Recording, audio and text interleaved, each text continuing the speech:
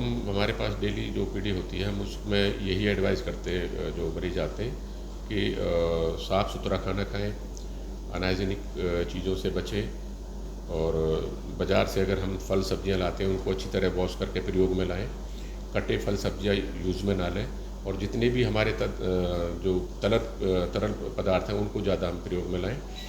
बाहर का खाने से बचें और गर्मी में निकलें तो अपना शरीर को पूरा कवर करके निकलें, कॉटन के कपड़े ज़्यादा यूज़ में लाएं, फेस को अपना कवर करके निकलें। तो ये सावधानियां हमें हीट वेव से काफ़ी बचा देती हैं। सर, जैसे ही गर्मी का सीजन चालू होता है तो ऐसे में अस्पतालों में जो है मरीजों की संख्या लगातार बढ़ जाती है और ऐसे में अगर पल्लवट सिविल अस्पताल की बात की जाए तो किस तरीके की मरीजों की संख्या है फिलहाल?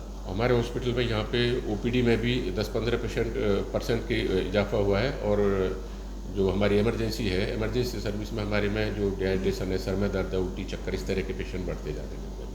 सर, लोगों को किस तरीके की हिदायत देना चाहेंगे? जिस तरीके से गर्मी लगातार बढ़ रही है, जो लोग घर से निकलते हैं वो किस तरीके से गर्मी से बच सकते हैं? गर्मी को हीट वेव को देखते हुए हम ये सलाह देते हैं कि भाई बहुत ज़रूरी काम होने से तो घर से बाहर निकलें और शरीर को कवर करके कॉटन के कपड़े यूज़ करें, फेस को अपना कवर करके निकलें और जो तरल पदार्थ हैं उनका ज़्यादा प्रयोग करें और थोड़ा सा अपना दिनचर्या में योग को शामिल करें तो उससे हम काफ़ी हद तक हीट वेव से बचे रहें। सर, अगर इस गर्मी की अगर बात की जाए तो सबसे ज़्यादा इफेक्ट जो है बुजुर्ग और बच्चों को पड़ता है, तो वो किस तरीके से बचाव करें? जो हमारे बुज़ुर्ग हैं उनको बहुत ज़्यादा समस्या इसमें आती है इस मौसम में। जो लोग हैं जिनको पुराना अस्थमा है, सांस की दिक्कत है, वो इस मौसम में बहुत ज़्यादा बढ़ जाती है। तो ये हिदायत दी जाती है कि अपना योग प्राणायाम करें और खाने पीने में बहुत ज़्यादा सावधानी रखें। बच्चों को हिदायत दी जाती है कि साफ़ सुथरा उनका खाना उनको खाने की व्यवस्था दें और जो बाहर का खाना है उसको खाने से बचें। बच्चे घर में रहकर अपना सिंपल खाना खाएं और इस गर्मी के हीट वेव से बचें। तो हम हमारे पास डेली जो ओपीडी होती है हम उसमें यही एडवाइस करते हैं जो मरीज आते हैं कि साफ़ सुथरा खाना खाएं, अनहाइजीनिक चीज़ों से बचें और बाज़ार से अगर हम फल सब्जियां लाते हैं उनको अच्छी तरह वॉश करके प्रयोग में लाएं, कटे फल सब्जियां यूज़ में ना लें और जितने भी हमारे जो तरल पदार्थ हैं उनको ज़्यादा हम प्रयोग में लाएं। बाहर का खाने से बचें और गर्मी में निकलें तो अपना शरीर को पूरा कवर करके निकलें, कॉटन के कपड़े ज़्यादा यूज़ में लाएं, फेस को अपना कवर करके निकलें। तो ये सावधानियां हमें हीट वेव से काफ़ी बचा देती हैं।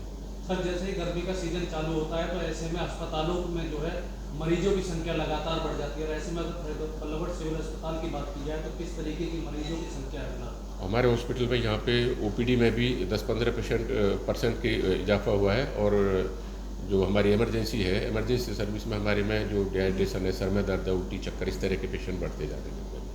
सर, लोगों को किस तरीके की हिदायत देना चाहेंगे? जिस तरीके से गर्मी लगातार बढ़ रही है, जो लोग घर से निकलते हैं वो किस तरीके से गर्मी से बच सकते हैं? गर्मी को हीट वेव को देखते हुए हम ये सलाह देते हैं कि भाई बहुत ज़रूरी काम होने से तो घर से बाहर निकलें और शरीर को कवर करके कॉटन के कपड़े यूज़ करें, फेस को अपना कवर करके निकलें और जो तरल पदार्थ हैं उनका ज़्यादा प्रयोग करें और थोड़ा सा अपना दिनचर्या में योग को शामिल करें तो उससे हम काफ़ी हद तक हीट वेव से बचे रहें। सर, अगर इस गर्मी की अगर बात की जाए तो सबसे ज़्यादा इफेक्ट जो है बुजुर्ग और बच्चों को पड़ता है, तो वो किस तरीके से बचाव करें? जो हमारे बुज़ुर्ग हैं उनको बहुत ज़्यादा समस्या इसमें आती है इस मौसम में। जो लोग हैं जिनको पुराना अस्थमा है, सांस की दिक्कत है, वो इस मौसम में बहुत ज़्यादा बढ़ जाती है। तो ये हिदायत दी जाती है कि अपना योग प्राणायाम करें और खाने पीने में बहुत ज़्यादा सावधानी रखें।